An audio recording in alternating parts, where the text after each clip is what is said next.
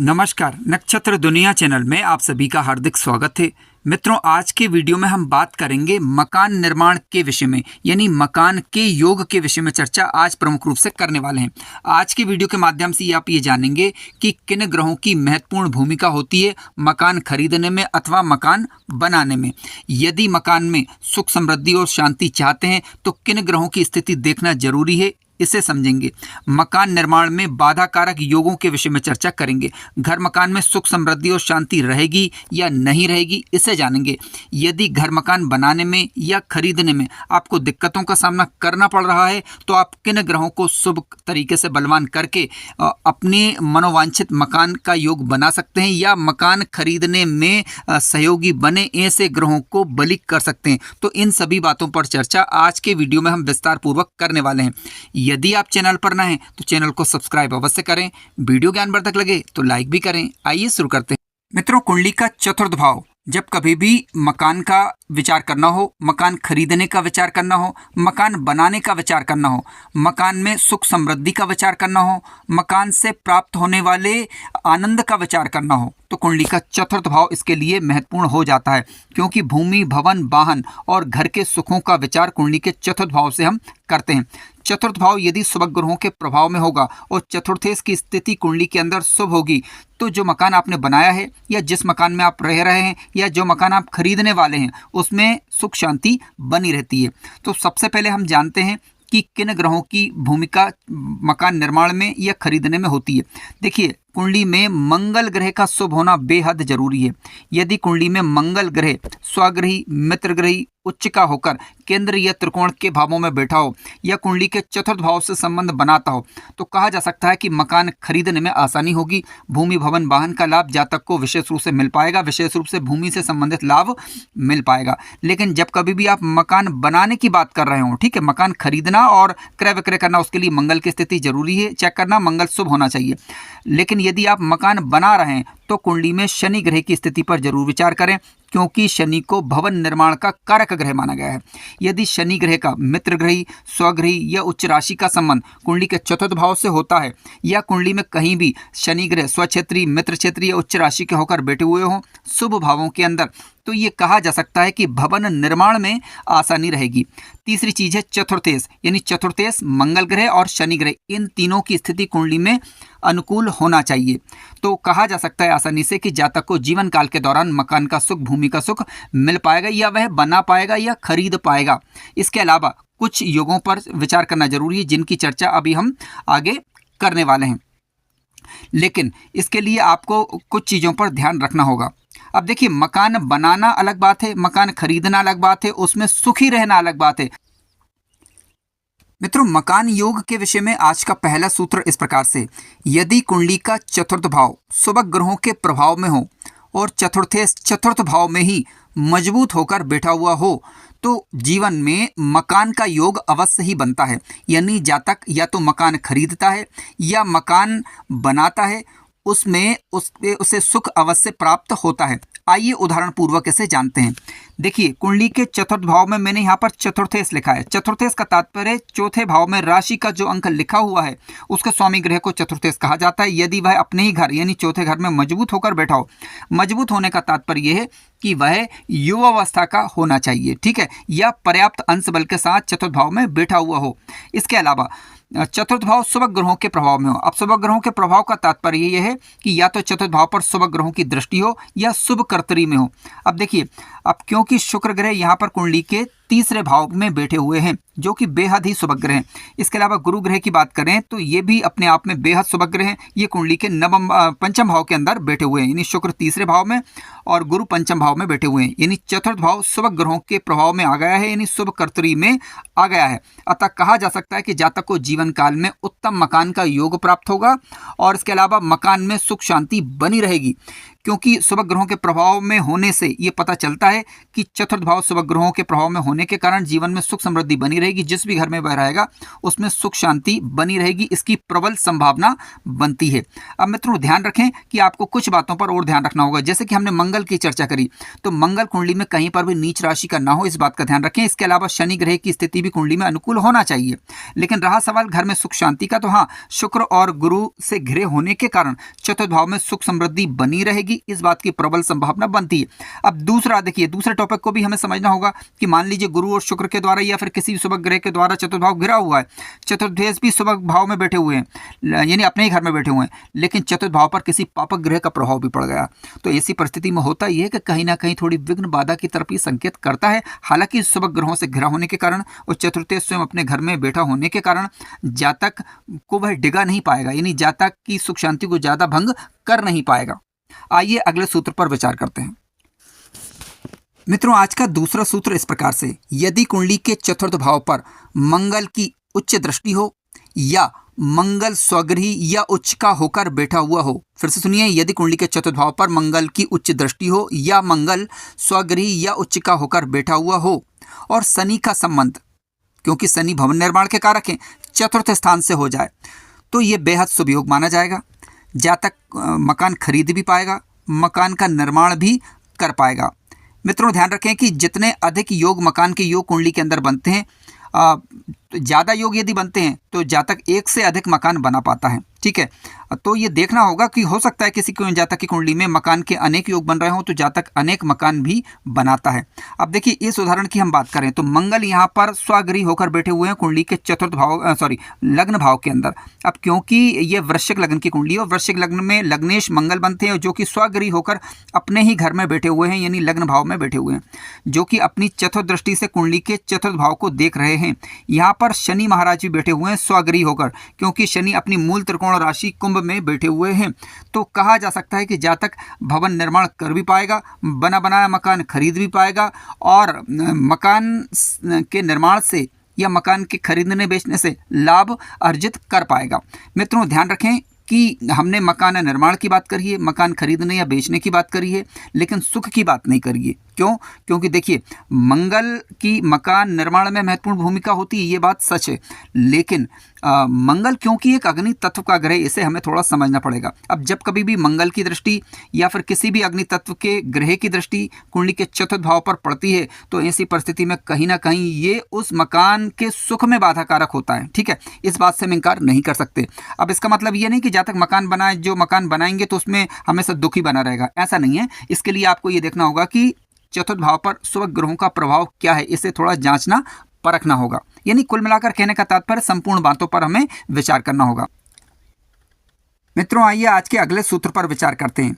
यदि कुंडली के चतुर्थ भाव के स्वामी का संबंध यानी चतुर्थेश का संबंध कुंडली के लाभ भाव से हो जाए या फिर लाभेश अथवा लाभ भाव का संबंध चतुर्थ भाव से हो जाए, तो जातक अपने जीवन काल में एक से अधिक मकान के योगों का सुख भोगता है। यानी जातक जीवन काल के दौरान कई मकान का सुख भोग करता है, कई मकान या तो खरीदेगा या बेचेगा या फिर कह सकते हैं कि मकान का निर्माण करेगा। ठीक है, तो इस बात की प्रबल संभावना बनती है।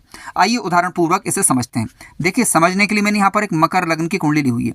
अब मकर लग्न की कुंडली में मंगल ग्रह बनते हैं चतुर्थेश और इसके अलावा बनते हैं लावेश। ठीक है, अब बैठे हुए हैं मंगल स्वगृही होकर कुंडली के चतुर्थ भाव के अंदर। तो आप देख सकते हैं कि मंगल अपनी 8वीं दृष्टि से कुंडली के लाभ भाव को देख रहे हैं। हालांकि इस वीडियो में यानी इस उदाहरण के अंदर लावेश और चतुर्थेश एक ही ग्रह हैं, लेकिन मान लीजिए कि लावेश और चतुर्थेश अलग अलग ग्रह होते तब भी यदि मंगल का संबंध यानी चतुर्थेश का संबंध कुंडली के लाभ भाव से बनता है, तो जातक अपने जीवन काल में एक से अधिक मकान का सुख भोग करता है, एक से अधिक मकान के योग बनते हैं। इस उदाहरण की बात करें तो मंगल स्वगृही होकर बैठे हुए हैं चतुर्थ भाव में और अपनी 8वीं दृष्टि से लाभ भाव को देख रहे हैं, यानी चतुर्थेश का संबंध यानी चतुर्थ भाव का संबंध कुंडली के लाभ भाव से बन रहा है। अतः कहा जा सकता है कि जीवन में जातक एक से अधिक मकान के योगों का सुख भोग कर पाएगा। उसी प्रकार से मान लीजिए कि मंगल ग्रह लग्न में बैठ जाएं, ठीक है। इसी उदाहरण के अंदर यदि मंगल ग्रह लग्न के अंदर बैठ जाएं तो मंगल उच्च अवस्था के माने जाएंगे। इनकी चौथी दृष्टि कुंडली के चतुर्थ भाव पर होगी, यानी मंगल का संबंध चतुर्थ भाव से बन रहा है, जो कि स्वगृही बन रहा है। मंगल खुद उच्च राशि के हैं और लाभेश भी हैं, और साथ साथ चतुर्थ भाव से संबंध भी बना रहे हैं, यानी लाभेश का संबंध कुंडली के चतुर्थ भाव से हो रहा है। अतः कहा जा सकता है कि जीवन काल के दौरान मकान के योग अच्छे निर्मित होंगे। मित्रों, मकान योग यानी घर योग या भवन निर्माण योग से संबंधित अगला सूत्र इस प्रकार से, यदि कुंडली के चतुर्थ भाव या चतुर्थेश का संबंध कुंडली के 12वें भाव से बन रहा हो तो जातक अपने जन्म स्थान से दूर जाकर मकान बनाए, इस बात की प्रबल संभावना बनती है। आइए थोड़ा इसे उदाहरण पूर्वक जानते हैं। देखिए, समझने के लिए मैंने यहाँ पर एक मिथुन लग्न की कुंडली ली हुई है। अब मिथुन लग्न की कुंडली में बुध ग्रह लग्नेश भी बनते हैं और साथ साथ बनते हैं चतुर्थेश, ठीक है। अब क्योंकि बुध ग्रह मित्र ग्रही होकर कुंडली के 12वें घर में बैठे हुए हैं, क्योंकि वृषभ राशि उनकी मित्र राशि मानी जाएगी। अब ध्यान रखें कि यदि लग्नेश कुंडली के 12वें घर में जाकर बैठेंगे तो जीवन काल के दौरान संघर्ष की स्थिति बनाते हैं। हालांकि इस बात पर भी हमें विचार करना होगा कि बुध जो 12वें घर में बैठे हुए हैं वह स्वगृही है, मित्र गृही है, तो जवाब इसका यह है कि वह मित्र गृही होकर बैठे हुए हैं। ध्यान रखें कि ये अंश बल से मजबूत होना चाहिए। यदि बुध ग्रह मजबूत होकर 12वें घर के अंदर बैठे हैं और कुंडली में शनि, मंगल और गुरु की स्थिति शुभ बनी हुई है, तो ऐसी परिस्थिति में विदेश में जाकर या गृह स्थान से दूर जाकर या जन्म स्थान से दूर जाकर जातक अपना मकान बनाए, इस बात की प्रबल संभावना बनती है। मित्रों, आइए अब अगले सूत्र पर विचार करते हैं। यदि कुंडली में बुध ग्रह कुंडली का कारक ग्रह बनकर चतुर्थ भाव में हो, फिर से सुनिए, यदि कुंडली में बुध ग्रह कुंडली का कारक ग्रह बनकर चतुर्थ भाव में अंशात्मक रूप से मजबूत होकर बैठा हुआ हो तो जातक व्यापारिक कार्यों के लिए मकान बनाता है या मकान खरीदता है, उसका उपयोग कर पाता है। आइए उदाहरण पूर्वक इसे जानते हैं। देखिए, समझने के लिए मैंने यहाँ पर एक वृषभ लग्न की कुंडली ली हुई है।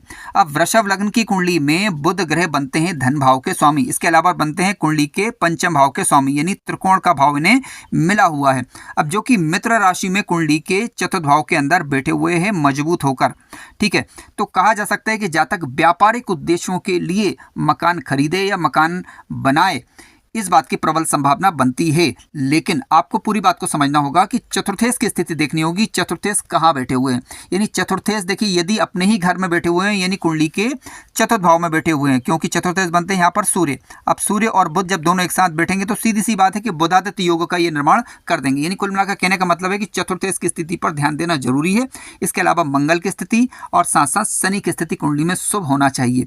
तो कहा जा सकता है कि जातक व्यापारिक उद्देश्यों के लिए अपना मकान बनाएगा या खरीदेगा, इस बात की संभावना से इनकार नहीं किया जा सकता।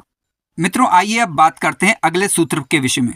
देखिए, यदि कुंडली के चतुर्थ भाव में अशुभ ग्रह बैठ जाएं, विशेष रूप से राहु ग्रह या कोई भी नीच राशि का ग्रह यदि कुंडली के चतुर्थ भाव में आकर बैठता है, फिर से सुनिए, यदि कुंडली के चतुर्थ भाव में कोई अशुभ ग्रह जैसे कि राहु, ठीक है, या फिर कोई भी नीच राशि का ग्रह बैठ जाए, या फिर चतुर्थेश अपने ही घर से तीसरे, छठवें, आठवें या 12वें भाव का संबंध बनाता है, तो घर बनाने में या घर खरीदने में जातक को बाधाओं का सामना करना पड़ सकता है, यानी कोई ना कोई अड़चन उपस्थित हो, इस बात की संभावना बनती है। या फिर जो घर मकान उसने बनाया है उसमें उसे सुख शांति का अनुभव ना हो, दिक्कतों का सामना करना पड़े, इस बात की आशंका से इनकार नहीं किया जा सकता। आइए इसे उदाहरण पूर्वक हम जान लेते हैं।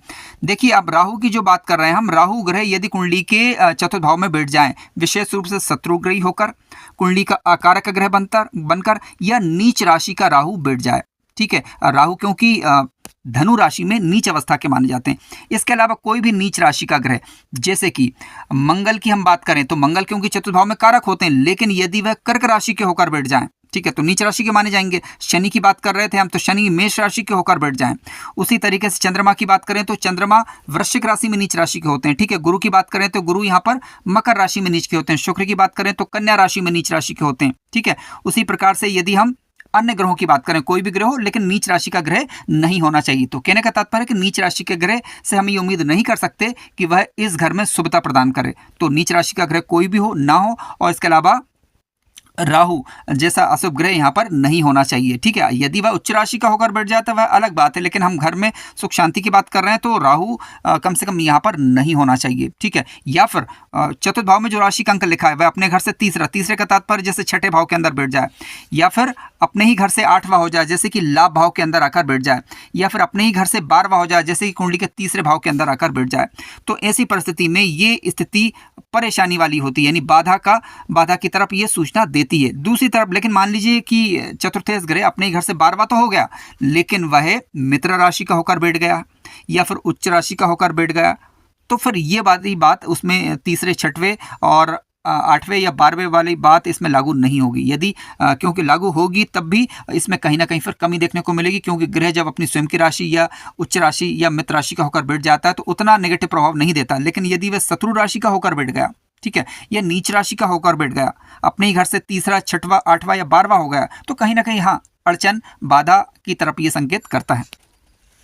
मित्रों आइए अब अगले सूत्र पर विचार करते हैं। यदि कुंडली के चतुर्थ भाव में शुभ चंद्रमा बैठ जाए, फिर से सुनिए, यदि कुंडली के चतुर्थ भाव में शुभ चंद्रमा बैठ जाए या फिर शुक्र मित्र ग्रही स्वक्षेत्री या उच्च राशि का होकर बैठ जाए, या फिर कहीं से भी गुरु की दृष्टि कुंडली के चतुर्थ भाव पर पड़ जाए, तो ये स्थिति बेहद शुभ योग का निर्माण करती है, जिसके कारण मकान जो आपने खरीदा है या मकान जो आपने बनाया है उसमें सुख शांति बनी रहती है। ठीक है, प्रबल सुख शांति बनी रहती है, इस बात की प्रबल संभावना बनती है।